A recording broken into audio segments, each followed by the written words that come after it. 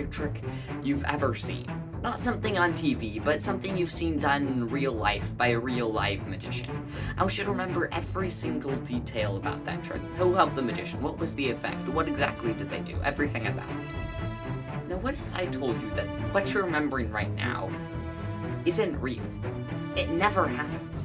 And more importantly, it couldn't happen. It's utterly and totally impossible, even for a magician.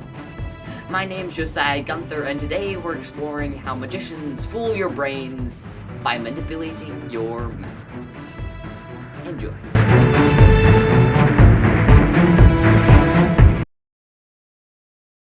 So in this video, I want to go over 3 ways magicians manipulate your memories. Firstly, we'll be talking about how magicians get you to forget things. Then we'll be talking about how magicians get you to remember things that never even happened. And finally, we'll talk about a phenomenon known as the comet effect.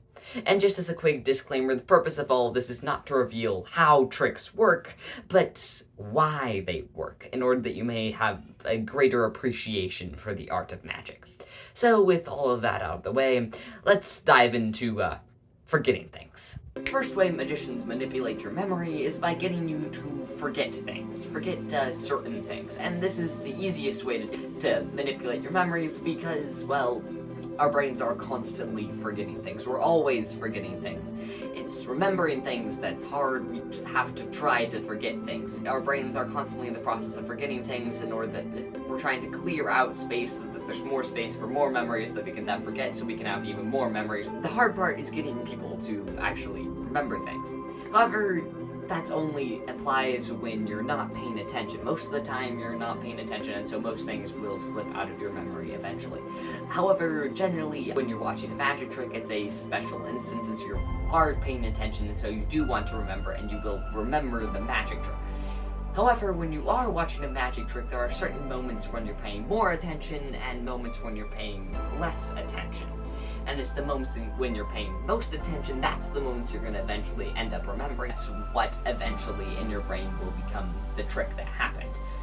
Versus the things that happen in the moments when you're not paying attention, you don't really care about those moments and you won't remember them very well. And it's those moments when you're not paying attention, those are the moments that really matter. Because we magicians, we like to hide things in those moments. Specifically the secret methods that make the trick work. You can often get away with a secret sleight or something else related to the method in a moment when people just aren't paying attention, and then not only will they probably not see it, it won't enter their memories even if they did see it because they don't care about that moment, they're not focused in that moment, they don't associate it with as part of the trick, and so it's not gonna be like, oh, that was how he did it. They're not gonna remember the moment at all. Hopefully. That's the idea. This is closely related with a concept known as misdirection, when you direct your audience's attention away from the things that you're trying to hide towards something else. But that's a topic for another video. Also, a quick warning for the magicians out there. Getting audiences to forget certain things is great. However, audiences also need to remember certain things for the magic trick to be good at all. You can't have a good trick if your audience doesn't remember what happened. So you want your audience to forget what things related to the method and remember the things related to the effect. So if you're doing an amazing hand from a shuffled deck of playing cards and your audience doesn't remember that you shuffled the deck of playing cards, that's not very impressive and it just ends up being a whole waste of a bunch of effort. So you want to make sure that your audience remembers that you shuffled the deck.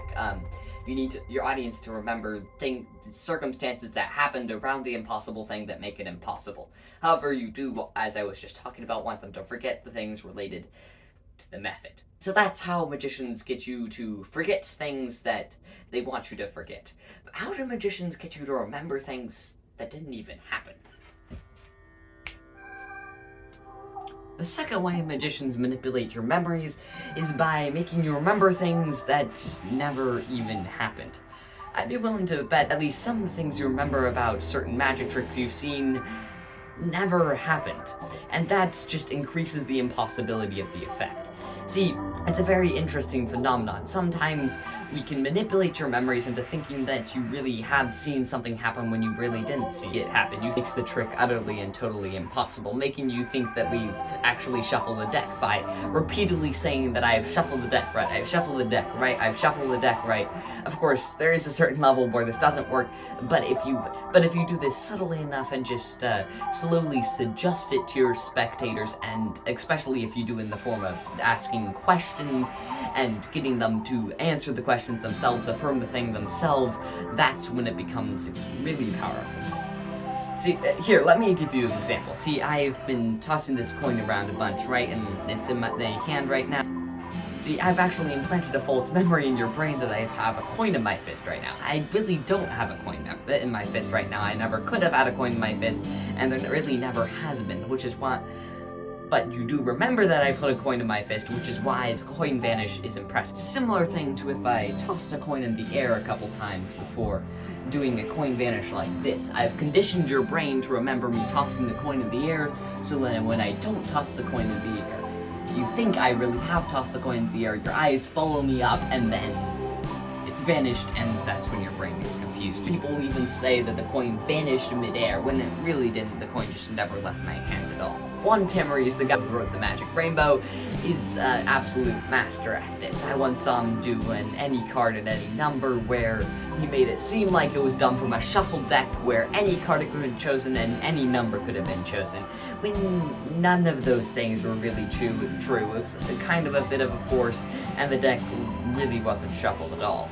But he managed to suggest it enough to his spectators that they just assumed it was true and remembered falsely that they had really shuffled the deck. He did this cool thing where he had the cards squared up when it really wasn't actual shuffle. I think it was just a bunch of cuts or something like that.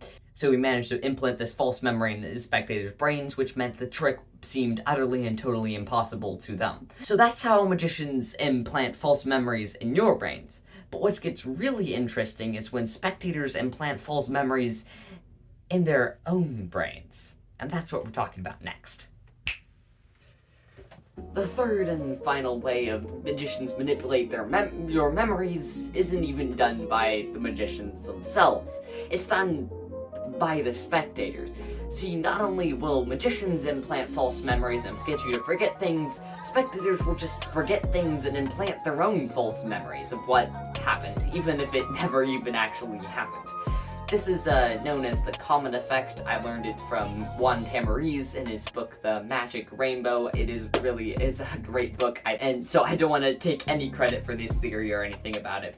It's Juan Tamariz's, so credit to him, he's the greatest magician in the world. But it's known as the Comet Effect, and we're not entirely certain why it happens, but it most strongly takes effect when a spectator is retelling a trick to somebody else. See, when they retell a trick to somebody else, they want to recall the feelings they felt when they felt that trick, both for themselves and for the person they're retelling the trick to. They want them to share in those feelings, and assuming the trick is good and amazing, they want the person to feel wonder and amazement. And so to do that, they tell the most perfect version of the trick. People don't often do this consciously. It's most of the time it's unconscious. They're tweaking details, realize that what they're saying isn't exactly what happened. They really think it is exactly what happened.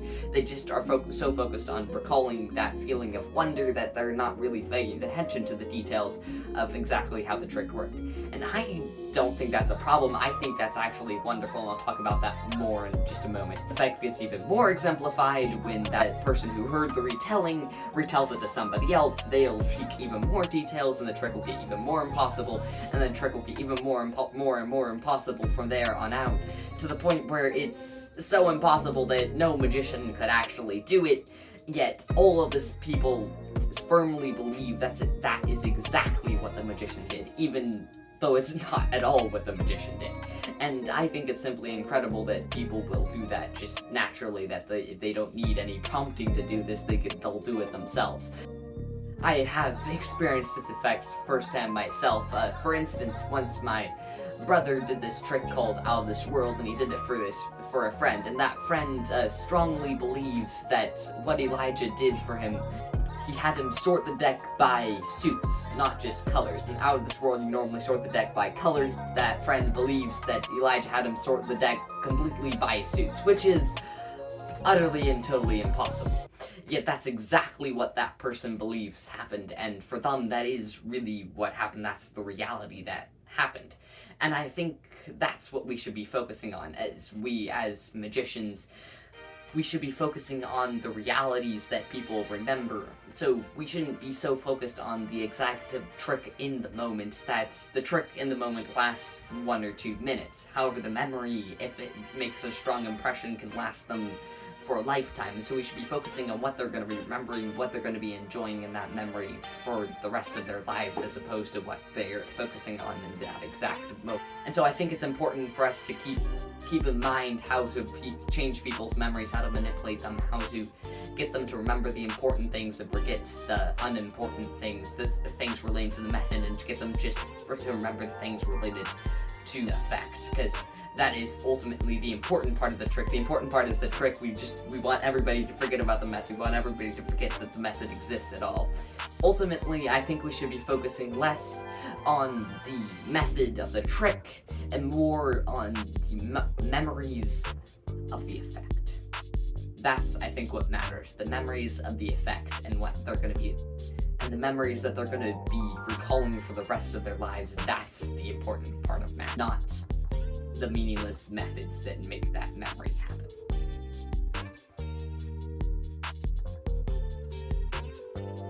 So there you have it. That's 3 ways magicians manipulate your memories to get you to forget the method and enhance the effect. Please comment below what you thought if you have any feedback, and if you want me to make more videos like there's lots of other ways magicians manipulate you. Don't worry, we have lots of tools to talk about.